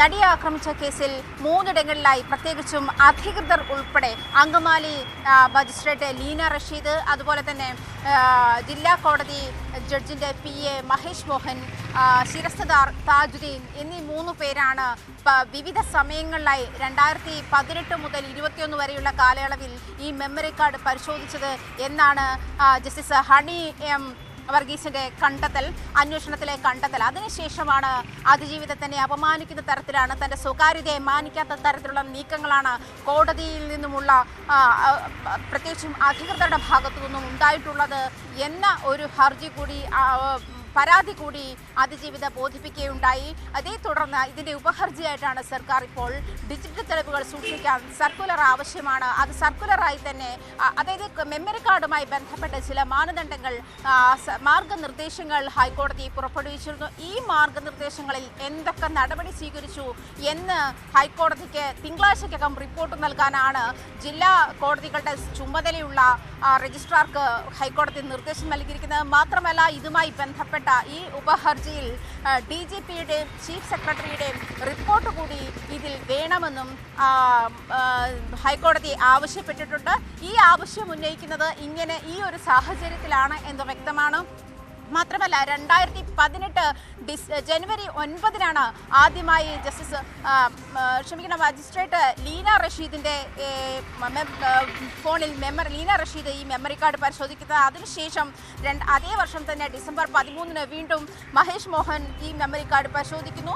അതിനുശേഷം 2021 ശിരസ്ദാർ താജുദ്ദീൻ ഈ മെമ്മറി കാർഡ് പരിശോധിക്കുന്നത്. താജുദ്ദീന്റെ വിവോ ഫോണിലാണ് ഈ കോടതി നടപടികൾക്കിടെ നടിയെ ആക്രമിച്ച ദൃശ്യങ്ങൾ കണ്ടത് എന്നുകൂടി കണ്ടെത്തിയിരുന്നു. പക്ഷേ ഈ ഫോൺ 2022 ഫെബ്രുവരിയിൽ ഈ ഫോൺ നഷ്ടപ്പെട്ടു എന്നാണ് താജുദ്ദീൻ പറയുന്നത്. അതേ വർഷം തന്നെ ജൂലൈയിലാണ് ഇതുമായി ബന്ധപ്പെട്ട് അതായത് ഈ ഫോണിൽ ഇത്തരം ഒരു സാഹചര്യമുണ്ടായി, ഇങ്ങനെ ദൃശ്യങ്ങൾ കാണുന്ന ഒരു സാഹചര്യമുണ്ടായി എന്ന് കണ്ടെത്തിയതും അതുമായി ബന്ധപ്പെട്ട ഫോറൻസിക് റിപ്പോർട്ട് വരുന്നതും. എന്നാൽ താജുദ്ദീൻ തൃശ്ശൂരിനും എറണാകുളത്തിനും ഇടയ്ക്കുള്ള യാത്രയിൽ 2022 ഫെബ്രുവരിയിൽ ഈ ഫോൺ നഷ്ടപ്പെട്ടു എന്നാണ്.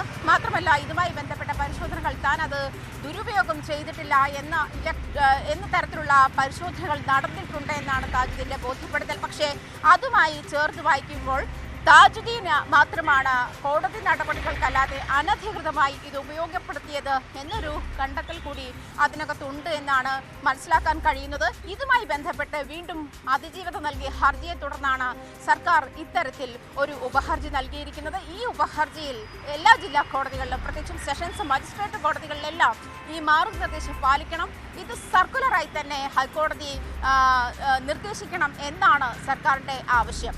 എൽദോപ്പോൾ ആജ്ഞ, ഈ സർക്കാർ നൽകിയ ഈ ഉപഹർജി ഹൈക്കോടതി എന്ന് പരിഗണിക്കും, ഇന്ന് തന്നെ പരിഗണനയിൽ വരുന്നുണ്ടോ?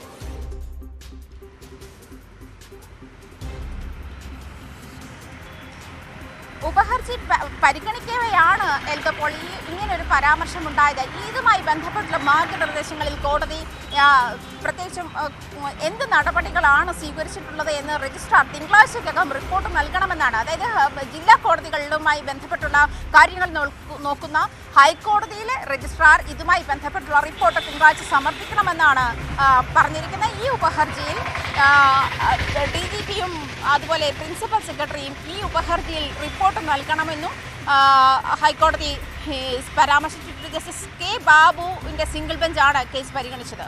എൽദോ ആജ്ഞ, ഇതിൽ ഒരുപാട് നിയമപ്രശ്നങ്ങൾ, നിയമ ചർച്ചകൾക്കൊക്കെ സാധ്യതയില്ലേ? പ്രത്യേകിച്ചും ഈ ഇത്തരത്തിൽ സർക്കുലർ ഇറക്കുക എന്നുള്ള സർക്കാരിൻ്റെ ഉപഹർജി ഹൈക്കോടതി പരിഗണിക്കുമ്പോൾ അത് എല്ലാ കോടതികളിലേക്കും മജിസ്ട്രേറ്റ് കോടതികളിലേക്കും ഉൾപ്പെടെ സർക്കുലറായി എത്തിക്കുക എന്നുള്ളൊരു ആവശ്യം, ഇതിന് ഒരു നിയമവൃത്തങ്ങൾ, നിയമവിദഗ്ധരൊക്കെ ഇതിൽ അഭിപ്രായം രേഖപ്പെടുത്തുന്നത് എത്തരത്തിലാണ്?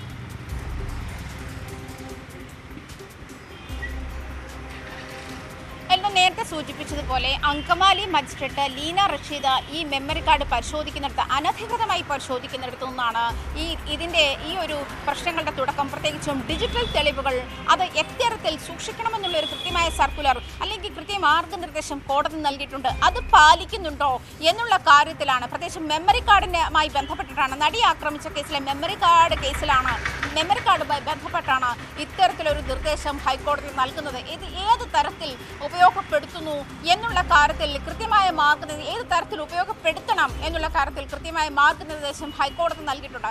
ആ മാർഗനിർദ്ദേശം കീഴ്ക്കോടതികളിലേക്ക് നൽകിയിട്ടുമുണ്ട്. പക്ഷേ കീഴ്ക്കോടതികൾ അത് പാലിക്കുന്നുണ്ടോ, ആ മാർഗനിർദ്ദേശത്തിന്മേലുള്ള നടപടി എന്തായി എന്ന് തന്നെയാണ് ഹൈക്കോടതി ചോദിച്ചിരിക്കുന്നത്. മാത്രമല്ല ഇത് ഒരു നിർദ്ദേശം മാത്രമായിരുന്നു നേരത്തെ നൽകിയത്. പക്ഷേ അത് സർക്കുലറായി നൽകിയില്ലെങ്കിൽ ഈ ഡിജിറ്റൽ തെളിവുകളുടെ സ്വകാര്യത നഷ്ടപ്പെടുമെന്നുള്ള ഒരു സാഹചര്യത്തിലേക്ക് വന്ന് വിരൽ ചൂണ്ടുന്ന ഒന്നാണ് നടിയെ ആക്രമിച്ച കേസിലെ മെമ്മറി കാർഡ്.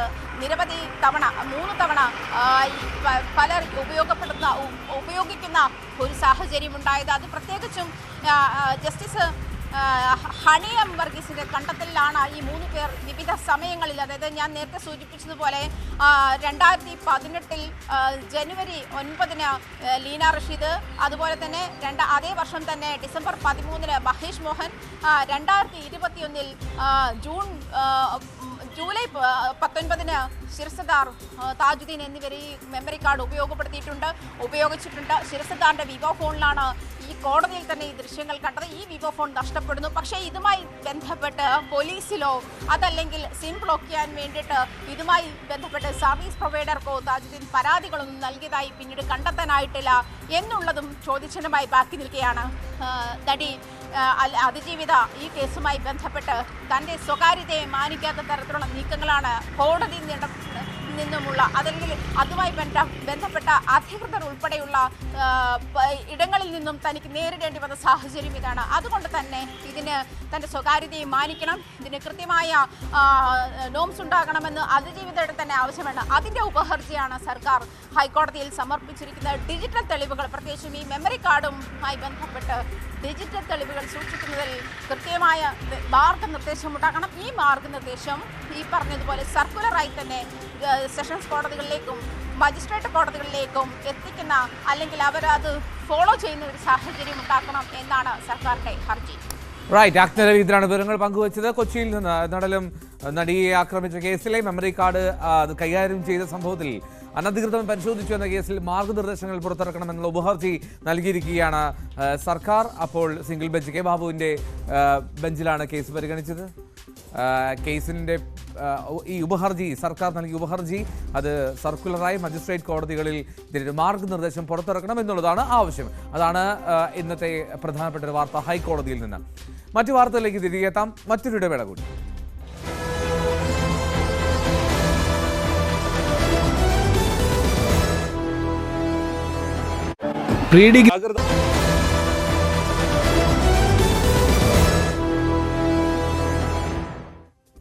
സ്പോട്ട്ലൈറ്റ് തുടരുകയാണ്. പെരിയാറിൽ മീനുകൾ കൂട്ടത്തോടെ ചത്തുപൊങ്ങിയ സംഭവത്തിൽ ഉദ്യോഗസ്ഥരുടെ അനാസ്ഥയ്ക്കെതിരെ കർഷകരുടെ വൻ പ്രതിഷേധം. ഏലൂരിലെ മലിനീകരണ നിയന്ത്രണ ബോർഡ് ഓഫീസിന് മുന്നിൽ പ്രതിഷേധിച്ച കർഷകർ ചത്ത മീനുകൾ ഓഫീസ് പരിസരത്തേക്ക് വലിച്ചെറിഞ്ഞു. കോൺഗ്രസും AYF പ്രവർത്തകരും കർഷകർക്ക് പിന്തുണയുമായി സമരരംഗത്തുണ്ടായിരുന്നു. നഷ്ടപരിഹാരം നൽകുന്നതടക്കമുള്ള മലിനീകരണ നിയന്ത്രണ ബോർഡിന്റെ ഉറപ്പിലാണ് സമരം അവസാനിപ്പിച്ചത്. അല്ലേ, ഇവിടെ സൂചിപ്പിച്ചല്ലോ, കഴിഞ്ഞ ചൊവ്വാഴ്ച 3 മണി മുതലാണ് ഈ രാസമാലിന്യം പെരിയാറിലേക്ക് ഒഴുകി മത്സ്യക്കുരുതി ഉണ്ടായത്. ഇത്രയും ഗുരുതരമായ ഒരു സംഭവം ഉണ്ടായിട്ടും ഈ പ്രദേശത്തൊരു ജനപ്രതിനിധി എന്നുള്ള നിലയിൽ മന്ത്രിയുടെ ഇടപെടൽ നമുക്ക് കാണാൻ കഴിഞ്ഞിട്ടില്ല. ഞാൻ ഇന്നലെ മന്ത്രിയെ നേരിട്ട് വിളിച്ചതാണ്. ഈ വിഷയത്തിൻ്റെ ഗൗരവം അദ്ദേഹത്തെ നേരിട്ട് ബോധ്യപ്പെടുത്തിയാണ്. അപ്പോൾ അദ്ദേഹം പറഞ്ഞ കളക്ടറെ ചുമതലപ്പെടുത്തിയിട്ടുണ്ട് എന്നാണ് പറഞ്ഞത്. പക്ഷേ ഇന്ന് പത്രം വായിക്കുമ്പോൾ നമുക്ക് മനസ്സിലാവുന്നത് ഈ ഗുരുതരമായ ആരോപണത്തിന് വിധേയമായ പൊല്യൂഷൻ കൺട്രോൾ ബോർഡിനെ തന്നെയാണ് ഇതിൻ്റെ അന്വേഷണത്തിന് ചുമതലയേൽപ്പിച്ചിരിക്കുന്നത്. ഇപ്പോൾ ഈ വേലി തന്നെ വിളവ് തിന്നുന്ന രീതിയിലേക്കാണ് കാര്യങ്ങൾ പോകുന്നത്. അപ്പോൾ മന്ത്രി ഈ കാര്യത്തിൽ ഈ പ്രദേശത്തെ ജനങ്ങൾക്കുണ്ടായ സ്വത്തിന് സംഭവിച്ചിട്ടുള്ള നഷ്ടത്തിന് പരിഹാരം ഉണ്ടാക്കാനുള്ള നടപടി ഉണ്ടാകണം. മന്ത്രിയുടെ റിപ്പോർട്ട് ഈ ഷട്ടർ തുറന്നു വിട്ടപ്പോൾ ഒരു വെള്ളത്തിൻ്റെ കൂടെ നല്ല വെള്ളം ചേർന്നപ്പോൾ ഓക്സിജൻ്റെ അളവ് കുറഞ്ഞു പോയെന്ന രീതിയിലുള്ള കണ്ടുപിടുത്തങ്ങളൊന്നും ജനങ്ങൾക്ക് സ്വീകാര്യമല്ല എന്നുള്ള കാര്യത്തിൽ ഒരു സംശയം വേണ്ട. ഇവിടെ 10,000-കണക്കിന് മത്സ്യക്കുരുതിയാണ് നടന്നിട്ടുള്ളത്. പാവപ്പെട്ട മത്സ്യ കർഷകർ അവരുടെ എല്ലാ പ്രതീക്ഷയും അസ്തമിക്കുന്ന രീതിയിൽ അവരുടെ എല്ലാം നഷ്ടപ്പെട്ട സാഹചര്യമാണ് ഇന്നലെ നേരിട്ട് പോയി എനിക്ക് ബോധ്യപ്പെട്ടിട്ടുള്ളതാണ്. അതുകൊണ്ട് അവർക്ക് അടിയന്തരമായി നഷ്ടപരിഹാരം കൊടുക്കാനുള്ള നടപടി മന്ത്രി ഇടപെട്ട് നടത്തണമെന്നുള്ളതാണ് നമ്മുടെ 5 തീരുമാനങ്ങൾ ഈ ഉദ്യോഗസ്ഥന്മാർ ഫോണിലൂടെ കൂടിയാലോചിച്ച് MLAയും ചീഫ് എൻവയോൺമെൻറ്റൽ ഓഫീസറുമായി കൂടിയാലോചിച്ച് തീരുമാനമെടുത്ത് ഇന്ന് അത് രേഖയായി ഞങ്ങൾക്കത് മിനിറ്റ്സായി നൽകിയിരിക്കുന്നത്. അതിനെ ഞങ്ങൾ സ്വാഗതം ചെയ്യുകയാണ്. ഒന്ന്, ഈ മത്സ്യക്കുരുതി മൂലം നാശനഷ്ടം സംഭവിച്ച ഈ മത്സ്യകർഷകർക്ക് അർഹമായിട്ടുള്ള നഷ്ടപരിഹാരം 7 ദിവസക്കാലം കൊണ്ട് റിപ്പോർട്ട് സർക്കാരിന് സമർപ്പിച്ച് അവർക്ക് ആ നഷ്ടപരിഹാരം കിട്ടുന്നതിന് വേണ്ടിയിട്ടുള്ള നടപടി പൊല്യൂഷൻ കൺട്രോൾ ബോർഡ് സ്വീകരിക്കും. രണ്ടാമത്തേത്, ഉൾനാടൻ മത്സ്യബന്ധനം നടത്തി ഉപജീവനം നടത്തുന്ന നിരവധി ആളുകളുണ്ട്. അവരെ സംബന്ധിച്ചിടത്തോളം ഇനി ഒരു 6 മാസക്കാലത്തേക്ക് പൊല്യൂട്ടറായിട്ടുള്ള ഈ വെള്ളത്തിൽ മത്സ്യം ശേഖരിക്കാനോ അല്ലെങ്കിൽ അത് വിൽപ്പന നടത്താനോ അവർക്ക് സാധിക്കുകയില്ല.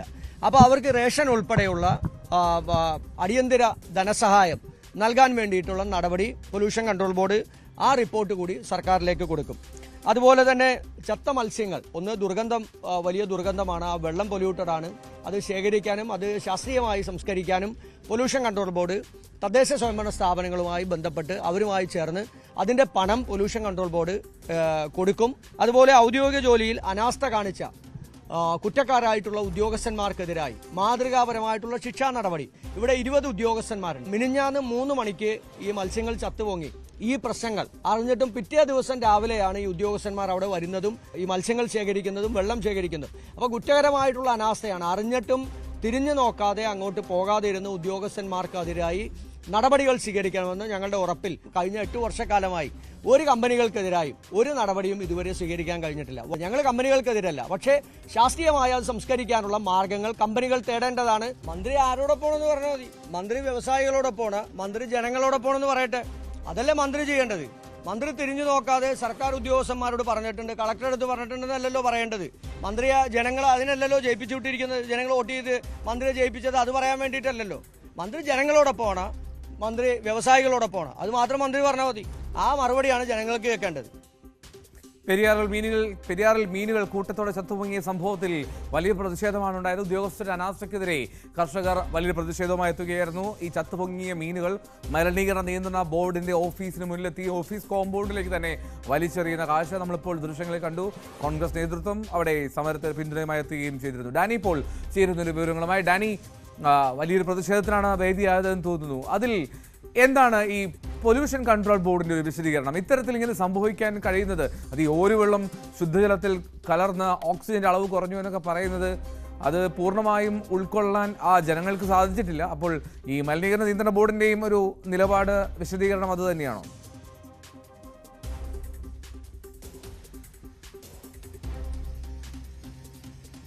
എൽദോ, ഇതിൽ മലിനീകരണ നിയന്ത്രണ ബോർഡ് അവരുടെ ചില ഒരു വിശദീകരണമായിട്ട് പ്രാഥമികമായിട്ട് അവർ പറയുന്ന ഒരു ഔദ്യോഗികമായൊരു വിശദീകരണത്തിലേക്കടക്കം പോയിട്ടില്ല. എങ്കിലും പ്രാഥമികമായി അവർ പറയുന്നൊരു കാര്യം, ഒരു കമ്പനി അലൈൻ മറൈൻ പ്രൊഡക്റ്റ് എന്ന കമ്പനി രാസമാലിന്യം ഒഴുക്കിയതായിട്ടുള്ള ലക്ഷണങ്ങൾ കണ്ടെത്തിയിട്ടുണ്ട് എന്ന് അവർ പറയുന്നു. പക്ഷെ അത് ഇത്രയും വലിയൊരു മത്സ്യക്കുരുതിക്ക് കാരണമായോ എന്ന് അവർക്കറിയില്ല. അത് പരിശോധിക്കണം. അവർ മാത്രമാണോ ആ സമയത്ത് ഈ രാസമാലിന്യങ്ങൾ പുറത്തേക്ക് ഒഴുക്കിയതെന്നത് സംബന്ധിച്ചും സ്ഥിരീകരണമില്ല. അപ്പോൾ അറിയേണ്ട 2 കാര്യങ്ങൾ സംബന്ധിച്ചും ഇതുവരെയും PCBക്ക് ഒരു സ്ഥിരീകരണത്തിലേക്ക് എത്താനായിട്ട് സാധിച്ചിട്ടില്ല എന്നതാണ്.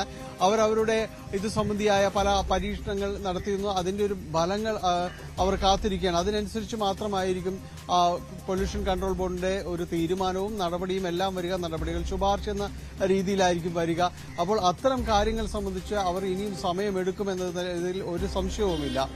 നിലവിൽ ഇവിടെ ഉണ്ടായിരിക്കുന്ന ഒരു മത്സ്യക്കുരുതിക്ക് കാരണം PCBയുടെ ഒരു തികഞ്ഞ അനാസ്ഥയാണെന്ന് കുറ്റപ്പെടുത്തുന്നുണ്ട്. അത് ഒരു പരിധിവരെ ശരിയുമാണ്. കാരണം ഈ മഴക്കാലത്ത് ഈ രീതിയിലുള്ള രാസമാലിന്യം ഒഴുക്കാൻ സാധ്യതയുണ്ട് എന്നത് സംബന്ധിച്ച് ആ മേഖലയിലെ പരിസ്ഥിതി പ്രവർത്തകർ നിരവധി പേർ ഇവർക്ക് മുന്നറിയിപ്പുകൾ നൽകിയിരുന്നു. ഈ മഴ കനക്കുന്നു എന്നത് കണ്ടതോടെയാണ് ആ സമയത്തായിരിക്കും കൂടുതലും കാലാകാലങ്ങളിലായി അനുവർത്തിക്കുന്ന ഒരു രീതി അതാണ്. മഴ തുടർച്ചയായി പെയ്യുന്ന സമയത്തായിരിക്കും രാസമാലിന്യം ഒഴുക്കി വിടുന്നത്. പെരിയാർ വെളുത്ത നിറത്തിൽ, അതായത് പാലിന്റെ കളർ നിറത്തിൽ ഒഴുകിയത് പോലും ഉണ്ടായിട്ടുണ്ട്. നമുക്കറിയാം, ലോകത്ത് ഒരിക്കലും അങ്ങനെയൊന്നും സംഭവിക്കില്ല. അത്ര കണ്ട മലിനപ്പെട്ട ഒരു പുഴയാണിത്. അത്ര കണ്ട രാസമാലിന്യം ഒഴുക്കപ്പെട്ട ഒരിടമാണിത്. അപ്പോൾ അത് ഈ മുന്നറിയിപ്പുകളെല്ലാം തന്നെ പരിസ്ഥിതി പ്രവർത്തകർ നൽകിയതാണ്. അതിനനുസരിച്ചുള്ള ഒരു നടപടിയും ഉണ്ടായില്ല.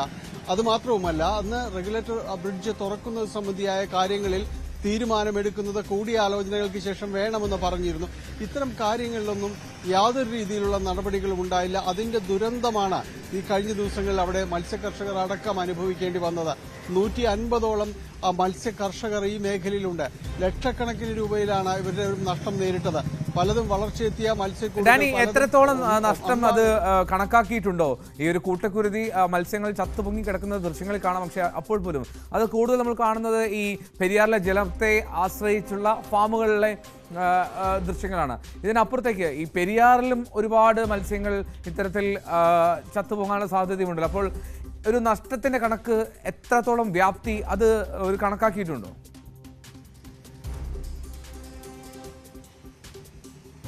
എൽദോ, ഇതിൽ നഷ്ടത്തിന്റെ വ്യാപ്തി ഇതുവരെയും അത് പൂർണ്ണമായ തോതിലേക്ക് തിട്ടപ്പെടുത്താൻ കഴിഞ്ഞിട്ടില്ല. അത് പെട്ടെന്ന് നടക്കുന്ന കാര്യവുമല്ല. കാരണം ഇത് 150ഓളം കർഷകർ, മത്സ്യകർഷകർ ഈ മേഖലയിലുണ്ട്.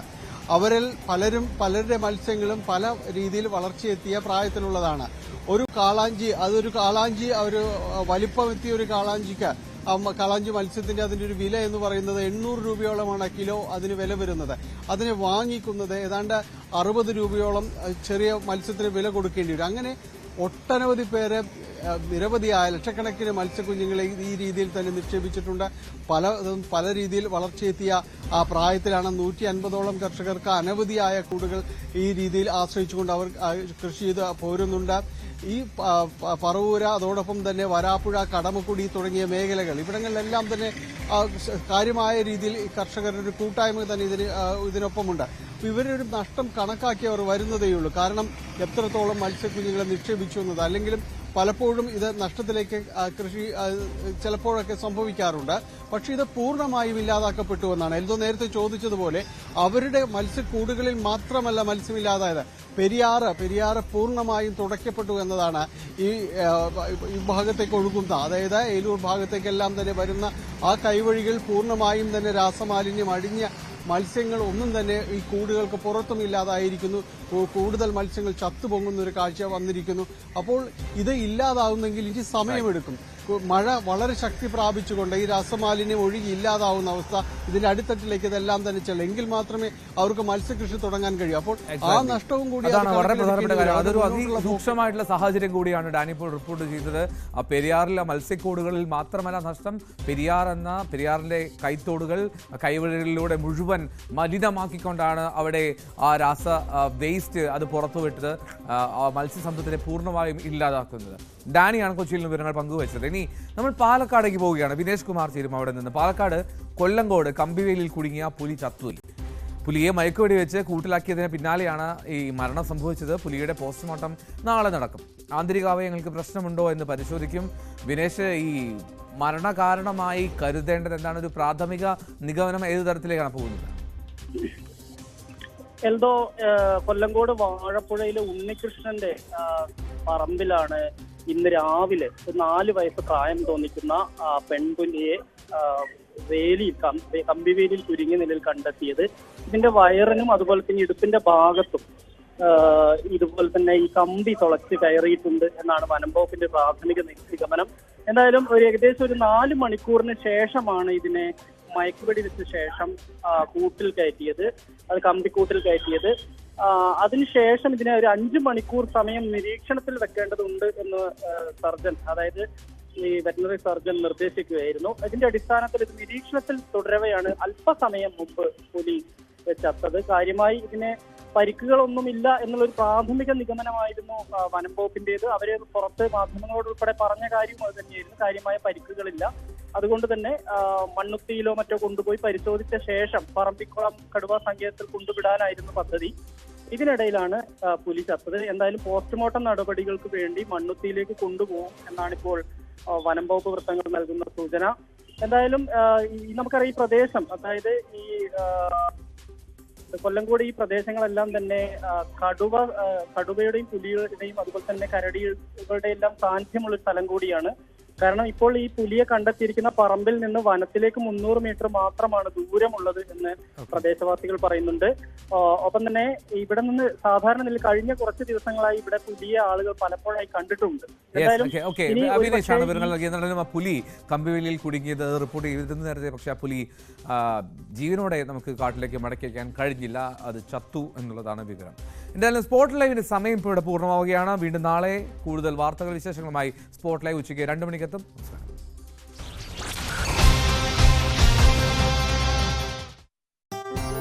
നമസ്കാരം.